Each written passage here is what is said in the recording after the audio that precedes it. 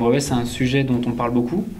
Il faut savoir comment s'en servir, il faut savoir les réflexes, connaître un petit peu les subtilités de la procédure, savoir ce qu'on peut breveter, ne pas breveter. Nous avons commencé notre année par une semaine de séminaire où Marc Cornuet-Jols nous a présenté les différentes étapes qui mènent au dépôt d'un brevet et nous a présenté les avantages en fait de déposer un brevet pour notre projet. On était 5. 2 membres de l'équipe étaient en formation SE, donc électronique, 2 membres en informatique et une personne en santé. Un brevet, c'est un titre de propriété industrielle qui porte sur une invention faite par des inventeurs ou au nom de leur société ou en leur nom propre. Quand on présente le projet, on doit aller jusqu'aux composants. C'est-à-dire que n'importe quel composant qu'on utilise, il faut qu'on présente par quoi on pourrait le remplacer et pourquoi est-ce qu'on l'utilise. Il y a le dépôt de brevet, c'est une chose, effectivement, ça va finalement assez vite dans la vie d'un brevet, en 1 mois ça peut être fait, mais ensuite il va y avoir tous ces longs mois pendant lesquels on n'aura pas le rapport de recherche, il faudra continuer à développer le prototype sans savoir exactement la portée du monopole, et à ce moment-là, oui, il faut de l'endurance. En fait, il y a souvent des projets à titre personnel, on va dire bon, c'est complètement nul, et on va s'apercevoir que l'invention va faire une fortune, et puis des fois il y a des inventions, on se dit mais ça c'est extraordinaire,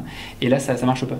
En fait, pour faire une bonne invention ou un bon brevet, il faut 2 choses. Il faut bien sûr l'invention, mais il faut aussi un très bon porteur de projet. Istilus, c'est un projet qui nous a été initié par Jean-Marc Pocard, qui est un infirmier hospitalier et qui avait une problématique, c'était d'améliorer le suivi du traitement du diabète. Quand ils ont fait leur recherche d'antériorité, ils se sont aperçus très vite qu'il y avait plein d'antériorités qui les empêchaient complètement d'avancer.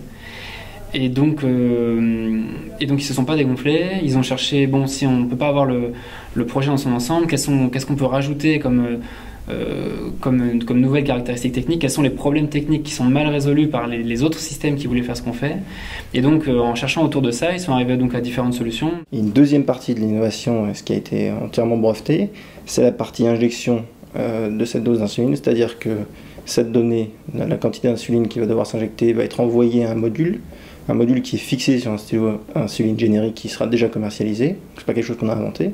On vient fixer notre module sur le stylo et le stylo est robotisé avec notre module. Donc ça prépare tout seul la dose et le patient n'a plus qu'à s'injecter. À la suite du dépôt de brevet avec le CE de notre projet, nous avons eu la chance de pouvoir participer au concours Lépine. Le concours Lépine, c'est un concours international dans lequel des inventeurs du monde entier viennent présenter leurs projets, des projets innovants, et donc c'est un peu un dénicheur d'innovation. Ce que j'ai dans les mains, c'est le prototype Istilus.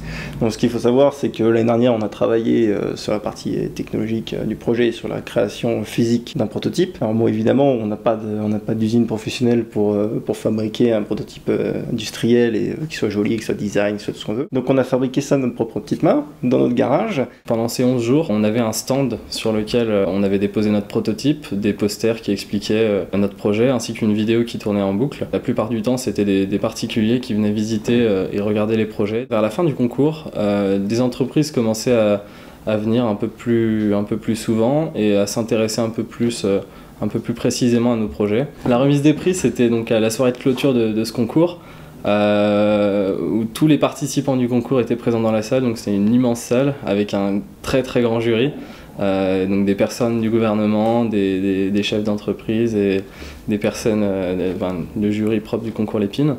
Donc c'était un peu stressant parce que ça a duré longtemps. C'est une cérémonie qui a duré plus de 3 heures. Plus la soirée avançait, et notre nom n'avait toujours pas été cité, Istilus n'avait pas été cité.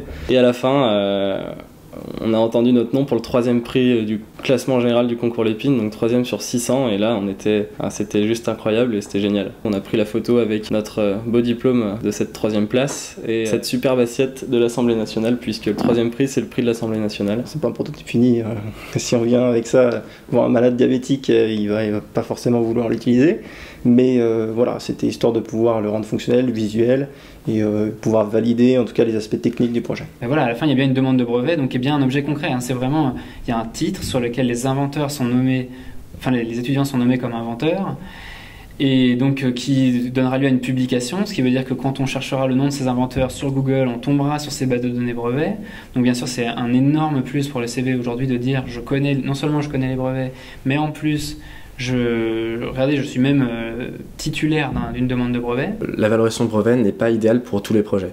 Le nôtre, qui est en fait une innovation technologique, s'y prête bien puisque le brevet permet à la fois de protéger notre invention mais elle permet aussi de continuer le projet cette année, puisque nous créons une start-up autour de ce projet. Donc on va travailler avec des designers et puis certainement une entreprise de fabrication de dispositifs médicaux afin d'avoir un produit réellement fini et designé, fonctionnel et voilà, quelque chose de professionnel.